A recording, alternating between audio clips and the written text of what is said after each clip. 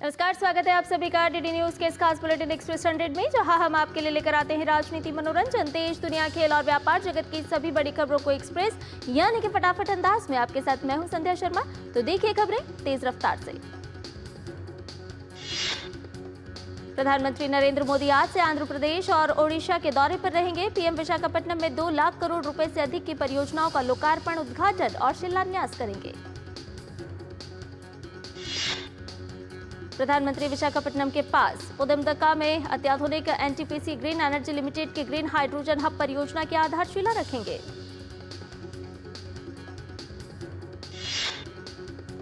प्रधानमंत्री आंध्र प्रदेश में 19,500 करोड़ रुपए से अधिक की लागत वाली विभिन्न रेलवे और सड़क परियोजनाओं का लोकार्पण, शिलान्यास और उद्घाटन करेंगे। ओडिशा की राजधानी भुवनेश्वर में 18वें प्रवासी भारतीय दिवस का आगाज हो गया है। ओडिशा पहली बार इस सम्मेलन की मेजबानी कर रहा है। सम्मेलन में ओडिशा की संस्कृति और कला को बेहतरीन ढंग से प्रदर्शित किया जा रहा है।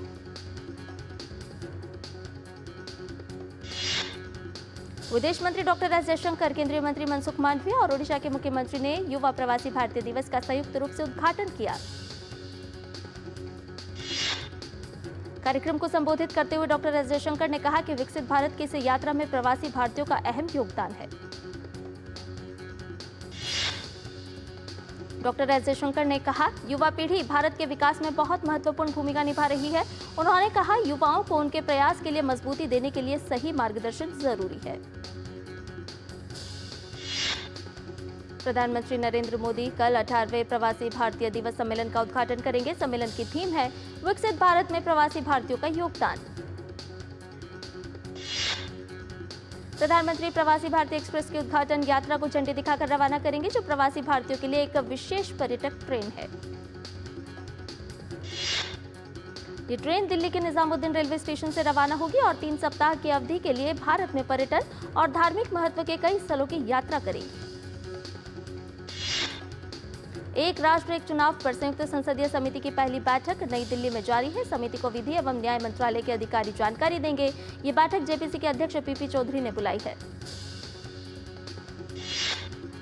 समिति में कुल 39 सदस्य हैं, जिसमें लोकसभा से 27 और राज्यसभा से 12 सदस्यों को शामिल किया गया है।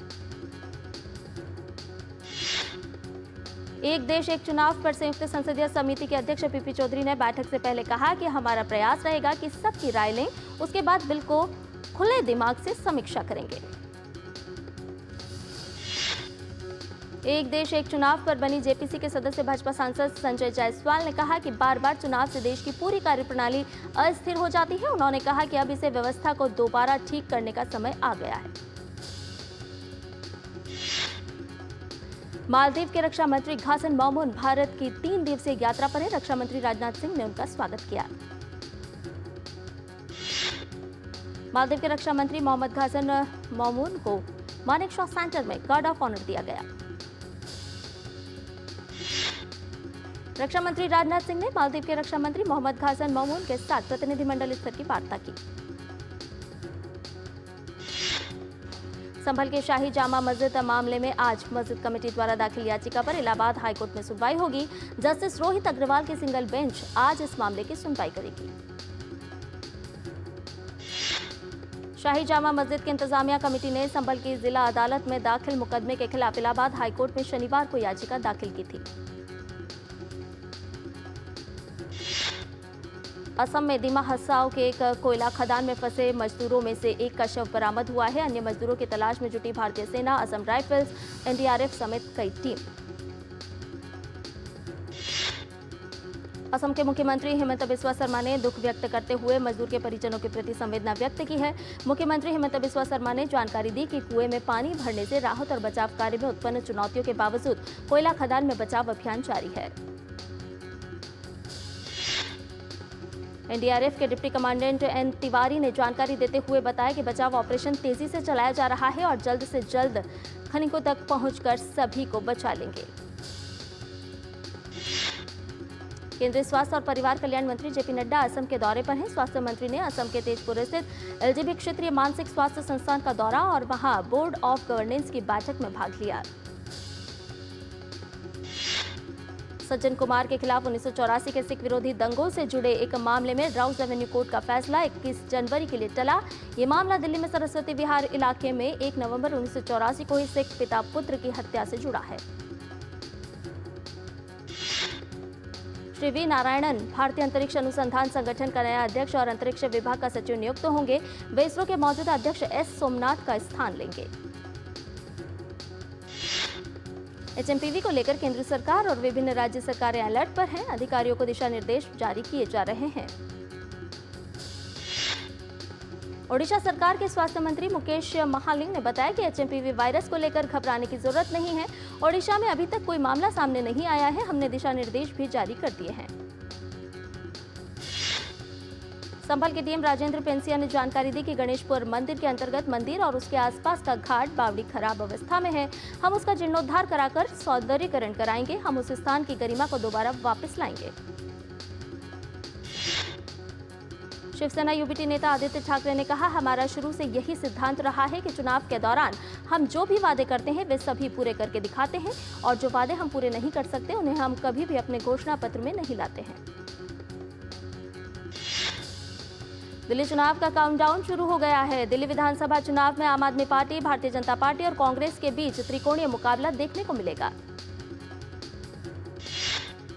भाजपा सांसद मनोज तिवारी ने कहा, भाजपा के लिए 5 नवंबर बहुत भाग्यशाली है। 25 मई में भी हम 5 सीटें जीते थे और अब 5 फरवरी आने वाला है तो हम इसे बहुत शुभ मानते हैं। राजधानी दिल्ली में घने कोहरे, शीतलहर और भीषण ठंड के बीच सेना के जवानों ने गणतंत्र दिवस परेड का अभ्यास किया। पहाड़ी इलाकों समेत पूरे उत्तर भारत में कड़ाके की ठंड पड़ रही है। दिल्ली एनसीआर में भी शीतलहर के सितम ने ठिठुरन बढ़ा दी है। राजधानी दिल्ली में जैसे जैसे सर्दी बढ़ रही है, बेघर लोगों की दिक्कतों में भी इजाफा हो रहा है। ऐसे में उन्हें सरकारी शेल्टर होम से बड़ी राहत मिल रही है। राजधानी दिल्ली में ठंड और कोहरे ने जनजीवन थाम कर रख दिया है और लोग ठंड से बचने के लिए अलाव का सहारा लेते नजर आ रहे हैं। अयोध्या में भी कोहरे की चादर छाई रही। ठंड से बचने के लिए लोग रैन बसेरों में शरण ले रहे हैं। मौसम विभाग ने उत्तर प्रदेश, हरियाणा और चंडीगढ़ के कुछ स्थानों में अगले 2 दिन बहुत घना कोहरा छाए रहने की संभावना जताते हुए ऑरेंज अलर्ट जारी किया है। जम्मू कश्मीर में बर्फ के कारण स्थानीय लोगों को कई दिक्कतों का सामना करना पड़ रहा है। शीतलहर के कारण प्राकृतिक जल निकायों के पास पानी और जल निकासी व्यवस्था जम गई है। बीआरओ और मैकेनिकल डिवीजन ने पर्यटकों और स्थानीय लोगों की सुविधा के लिए सुरम्य भद्रवाह घाटी में युद्ध स्तर पर बर्फ हटाने का काम जारी है। आज सपाट कारोबार के साथ खुले भारतीय शेयर बाजार। शुरुआती कारोबार में सेंसेक्स 86 अंक की गिरावट के साथ 78,113 और निफ्टी 9 अंक की गिरावट के साथ 23,698 पर कर रहा कारोबार।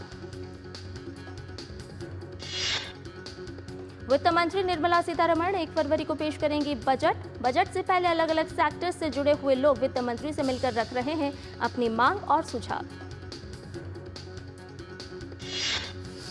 रत्न और आभूषण सेक्टर ने वित्त मंत्री से आगामी बजट में उद्योग पर लागत का बोझ कम करने के लिए राजस्व पर माल एवं सेवा कर को घटाकर 1% करने का आग्रह किया है। इलेक्ट्रॉनिक्स एवं सूचना प्रौद्योगिकी मंत्री अश्विनी वैष्णव ने कहा कि बच्चों को डिजिटल जगत में होने वाले नुकसान से बचाते हुए उन्हें टेक्नोलॉजी से जोड़ने के लिए डीपीडीपी नियमों को और परिष्कृत किया जाएगा। नियमों के मसौदे के मुताबिक डिजिटल प्लेटफॉर्म किसी बच्चे के सत्यापित अभिभावक या माता पिता से सहमति लेने के बाद ही उसके डेटा का प्रसंस्करण कर सकते हैं। केंद्रीय सड़क परिवहन एवं राजमार्ग मंत्री नितिन गडकरी ने कहा कि सरकार देश भर में सड़क दुर्घटना पीड़ितों के लिए कैशलेस या नकदी रहित इलाज प्रदान करने के लिए मार्च तक एक संशोधित योजना लाएगी।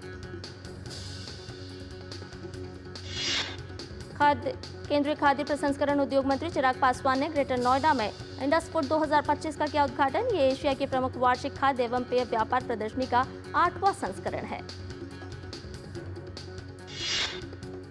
पीएमओ के मुताबिक डिजिटल पर्सनल डेटा प्रोटेक्शन नियम 2025 के ड्राफ्ट में नागरिक केंद्रित गवर्नेंस को प्राथमिकता दी गई है। इसका उद्देश्य पर्सनल डेटा को सुरक्षित रखते हुए विकास सुनिश्चित करना है। पेट्रोलियम और प्राकृतिक गैस मंत्रालय के मुताबिक प्रधानमंत्री उज्ज्वला योजना के तहत 10.33 करोड़ कनेक्शन जारी किए जा चुके हैं, जबकि अप्रैल 2014 से एलपीजी कनेक्शंस की संख्या 14.52 करोड़ से बढ़कर लगभग 33 करोड़ हुई। एनएसओ की ओर से जारी 2024-25 के पहले अग्रिम अनुमान के मुताबिक मौजूदा कीमतों पर जीडीपी का आकार 2023-24 के 295.36 लाख करोड़ से 9.7% बढ़कर 2024-25 में 324.11 लाख करोड़ रुपए रहने की उम्मीद है। और बुलेटिन में फिलहाल रुकने एक छोटे से ब्रेक के लिए जल्द हाजिर होंगे। MDH का किचन किंग किचन में हो तो हम सब कुछ बना सकते हैं। बैंगन का भरता, आलू गोभी, भिंडी मसाला और भी बहुत कुछ। MDH। ग्रामीण भारत के दिल में विकसित भारत के सपने पलते हैं, जहां देसी उत्पाद विदेश तक पहुंचे, जो खेत से बाजार तक पहुंचे, जो महिलाओं को सशक्त बनाए, जो जनजातीय कलाओं को यादगार खजानों में बदले। पूर्वोत्तर भारत के काम की चमक 7 समंदर पार भी दमके। ग्रामीण भारत महोत्सव 2025 से जुड़िए 4 से 9 जनवरी, भारत मंडपम, नई दिल्ली।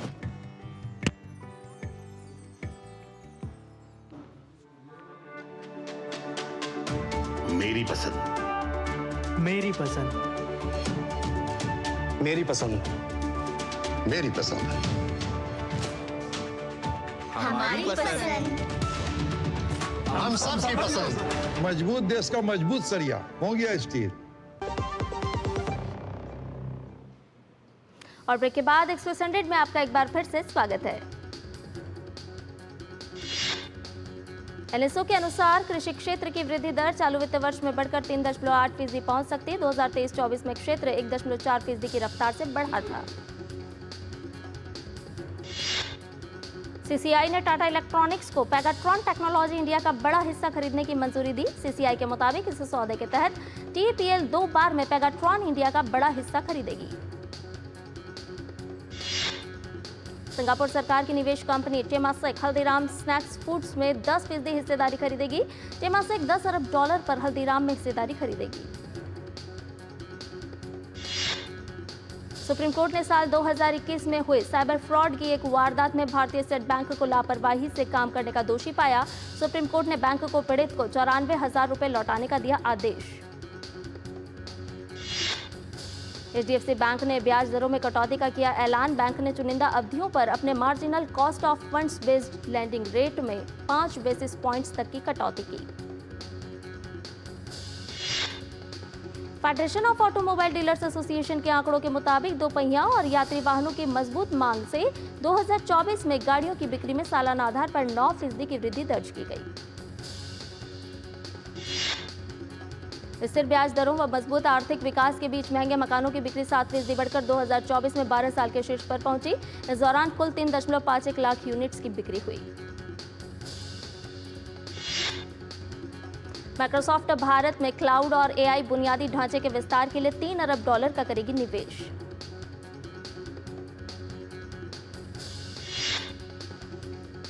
तिब्बत में आए भूकंप में अब तक 400 से अधिक फंसे लोगों को बचाया गया है। इस आपदा में अब तक 126 लोग मारे गए, वहीं 188 लोग घायल हुए हैं। भूकंप से तिब्बत के शिगात्से क्षेत्र में 3000 से अधिक घर नष्ट हो गए, जबकि 30,000 से अधिक निवासियों को स्थानांतरित किया गया है। वहीं जीवित बचे लोगों की तलाश अभी भी जारी है। डोनाल्ड ट्रंप ने राष्ट्रपति पद की शपथ लेने से पहले फ्लोरिडा स्थित अपने मार-ए-लागो आवास में पत्रकार वार्ता की, जिसमें उन्होंने नाटो गाजा में इजरायल बंधकों, ग्रीनलैंड को खरीदने और पनामा नहर पर नियंत्रण जैसे अपने एजेंडे बताए। गाजा में इजरायली बंधकों को लेकर ट्रंप ने हमास को चेतावनी देते हुए कहा कि अगर उनके पदभार ग्रहण करने से पहले इजरायली बंधक वापस नहीं आए तो मध्य पूर्व में सब कुछ बर्बाद हो जाएगा। अमेरिका के नवनिर्वाचित राष्ट्रपति डोनाल्ड ट्रंप ने एक चौंकाने वाला ऐलान करते हुए कहा कि वह मैक्सिको की खाड़ी का नाम बदलकर अमेरिका की खाड़ी करने जा रहे हैं। डोनाल्ड ट्रंप ने कनाडा को लेकर कहा कि कनाडा को अमेरिका का राज्य होना चाहिए। उन्होंने कहा कि यह राष्ट्रीय सुरक्षा के लिए बेहतर होगा। मशहूर चिप निर्माता कंपनी एनवीडिया ने आर्टिफिशियल इंटेलिजेंस मॉडल कॉस्मोस किया लॉन्च, जो इंसानों से सीखकर रोबोट और मशीनों को प्रशिक्षित करेगा। अमेरिका की उपराष्ट्रपति कमला हैरिस 13 से 17 जनवरी तक एशिया, मध्य पूर्व और यूरोप की यात्रा पर रहेंगी। उन्होंने सिंगापुर, बहरीन और जर्मनी की यात्रा करते हुए अपने कार्यकाल को समाप्त करने की योजना बनाई है।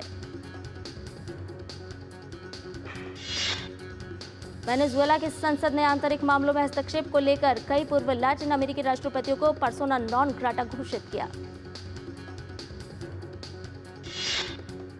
पाकिस्तान के वित्त मंत्री मोहम्मद औरंगजेब ने घोषणा की है कि सरकार ने 60% रिक्त पदों को खत्म कर दिया है, जो करीब 1.5 लाख सरकारी नौकरियों के बराबर है। 13 जनवरी से दिल्ली में शुरू होने वाले खो खो विश्व कप के मैचों का शेड्यूल मंगलवार को जारी कर दिया गया। विश्व कप का आगाज भारत और नेपाल के मैच के साथ होगा। विश्व कप के ग्रुप चरण के मुकाबले 16 जनवरी को समाप्त होंगे। प्रतियोगिता का फाइनल मुकाबला 19 जनवरी को खेला जाएगा। वेदांता कलिंगा लैंसर्स ने मंगलवार को राउरकेला के बिरसा मुंडा हॉकी स्टेडियम में श्राटी राड बंगाल टाइगर्स को 6-0 से हराकर हॉकी इंडिया लीग में अपनी पहली जीत हासिल की। 12 जनवरी से श्रीलंका में शुरू होने वाली क्रिकेट की दिव्यांग चैंपियंस ट्रॉफी के लिए मंगलवार को भारतीय टीम के लिए स्टैंड ऑफ सेरेमनी का आयोजन किया गया। विक्रांत रविंद्र केनी को 17 सदस्यीय भारतीय टीम का कप्तान बनाया गया है। भारत अपने अभियान की शुरुआत 12 जनवरी को पाकिस्तान के खिलाफ मुकाबले से करेगा।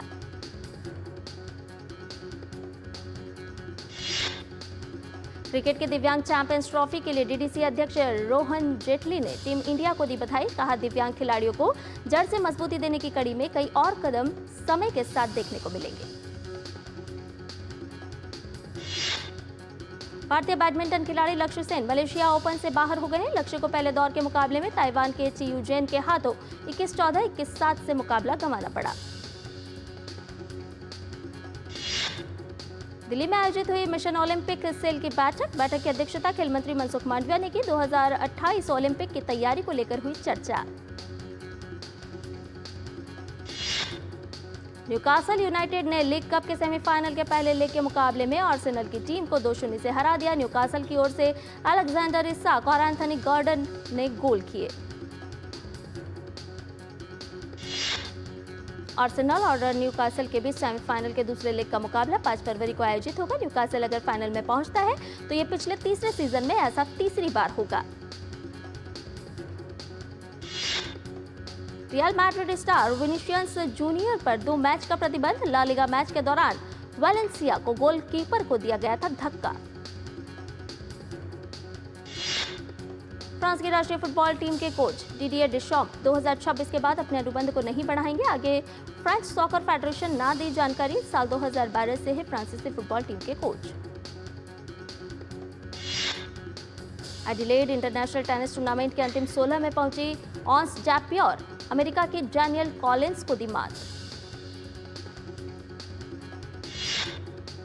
लात्विया की येलेना ओस्टापेंको ने भी एडिलेड इंटरनेशनल के अंतिम 16 में किया प्रवेश। पोलैंड की मैग्डालेना को दी शिकस्त। निक किर्गियोस 5 साल से अधिक समय के बाद पहली बार ऑस्ट्रेलिया की डेविस कप टीम में वापसी करने के लिए हैं तैयार। 2019 के बाद से किर्गियोस की यह पहली विश्व टीम प्रतियोगिता होगी। निर्माता एकता कपूर ने गैर पेशेवर अभिनेताओं पर अब निशाना साधते हुए इंस्टाग्राम पर पोस्ट किया। इस पोस्ट में उन्होंने ऐसे लोगों को चुप रहने की सलाह दी है। अभिनेता ऋतिक रोशन के फिल्म इंडस्ट्री में 25 साल पूरे होने पर उन्होंने किया सेलिब्रेट। ऋतिक रोशन ने फिल्म कहो ना प्यार है से बॉलीवुड में किया था डेब्यू। श्यान विक्रम की film Thangalaan OTT platform Netflix पर बिना किसी अनाउंसमेंट के हुई रिलीज। कंगना रनौत की फिल्म इमरजेंसी 17 जनवरी 2025 को सिनेमाघरों पर होगी release.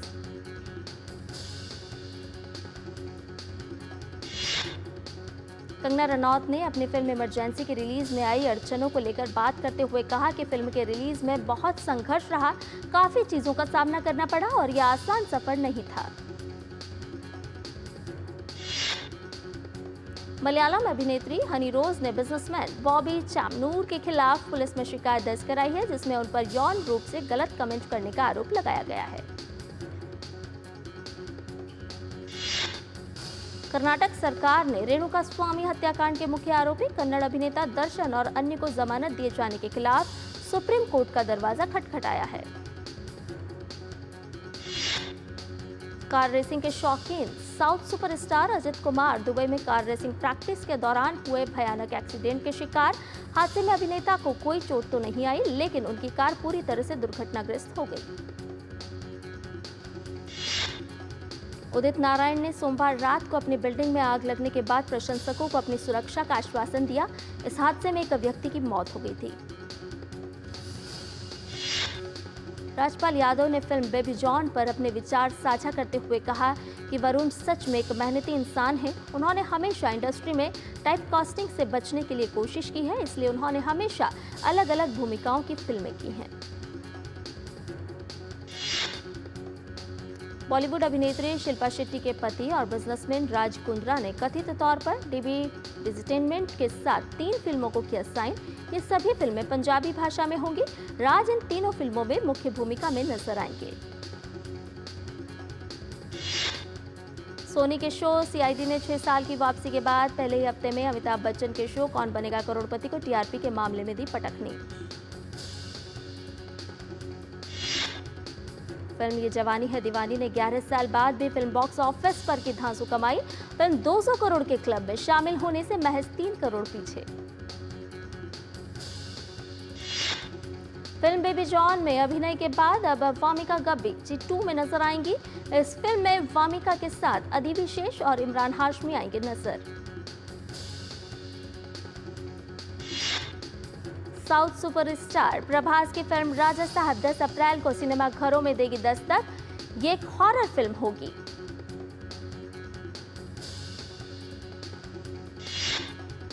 Film the Sabarmati report अपनी ओटीटी रिलीज के लिए तैयार। फिल्म 10 जनवरी को ZEE5 पर होगी रिलीज। स्पाइडरमैन के अभिनेता टॉम हॉलैंड और चैंटिया की सगाई। चैंटिया और टॉम हॉलैंड कुछ सालों में डेट कर रहे थे।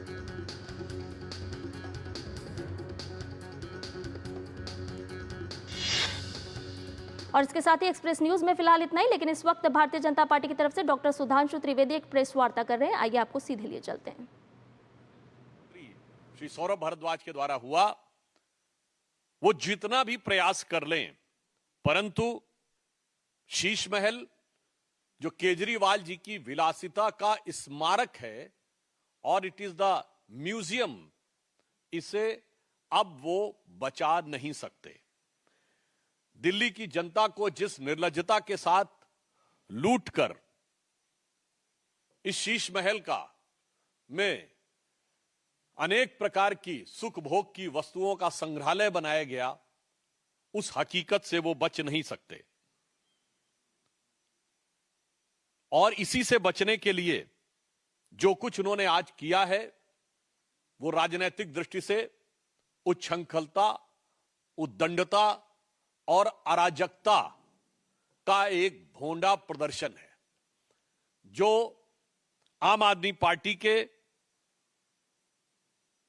नेचुरल कैरेक्टरिस्टिक, स्वाभाविक प्रवृत्ति के अनुरूप है। इस विषय का तकनीकी पक्ष भी बताएंगे, मगर उससे पहले मैं बताना चाहता हूं, यह आम आदमी पार्टी का नेचुरल कैरेक्टर है कि हमेशा अराजकता पैदा करना, और इसी कारण माननीय प्रधानमंत्री जी ने इन्हें आपदा कहा है। मैं सिर्फ स्मरण कराना चाहता हूं, अक्टूबर 2012 में केजरीवाल जी भारत के एकमात्र पूर्व मुख्यमंत्री हैं जिन्होंने खुद खड़े होकर बिजली की तारें काटी थी। यह इनकी अराजक प्रवृत्ति का उदाहरण था। 2014 में गणतंत्र दिवस परेड पे बड़े से बड़े दौर में, आपातकाल के दौर में भी हम लोगों ने स्वतंत्रता दिवस और गणतंत्र दिवस पे कोई प्रदर्शन नहीं किया था। इन्होंने न सिर्फ धरना प्रदर्शन किया, बल्कि धमकी दी थी कि राजपथ को प्रदर्शनकारियों से भर देंगे। 5 मार्च 2014 को भारतीय जनता पार्टी के कार्यालय पर लाठी डंडों को लेकर अशोक मार्ग वाले हमारे पुराने कार्यालय पे हमला किया था, और जिसमें इनकी सेंट्रल वर्किंग कमेटी के लोग थे, यानी जैसे हमारे यहां पार्लियामेंट्री बोर्ड के लोग हों। 19 फरवरी 2018 को मुख्यमंत्री आवास के अंदर चीफ सेक्रेटरी के साथ भौतिक हिंसा, फिजिकल मारपीट की गई, पिटाई का आरोप। और 13 मई 2024 को अपनी ही पार्टी की सांसद स्वाति मालीवाल के साथ मारपीट, और आज 8 जनवरी 2025 को जबरन मुख्यमंत्री आवास पे पीडब्ल्यूडी मिनिस्टर कह रहा है। मैं उनसे पूछना चाहता हूं, अगर आपकी बातों में रत्ती भर भी सच्चाई थी तो आज चुनाव आचार संहिता लगने की इंतजार क्यों कर रहे थे आप? कल तक तो पीडब्ल्यूडी मंत्री महोदय के हाथ में सब कुछ था। यह लाचारी है या बाजीगरी है, यह दिल्ली की जनता भली भांति समझ रही है। और फिर उसके बाद जिस ढंग से सरकारी कर्मचारियों को धमकाते हुए दिखाई पड़े, यह निश्चित रूप से दिल्ली और सेंट्रल गवर्नमेंट दोनों के सरकारी कर्मचारियों का भी अपमान है, और यह उनकी उसी अराजक प्रवृत्ति के अनुरूप।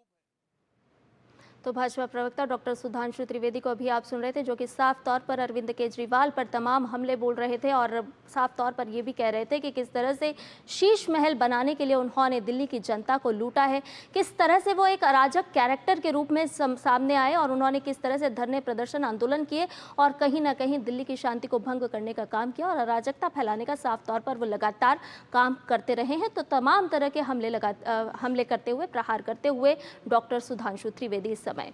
और इसके साथ ही एक्सप्रेस न्यूज़ में फिलहाल इतना ही। हमें दीजिए इजाजत। नमस्कार।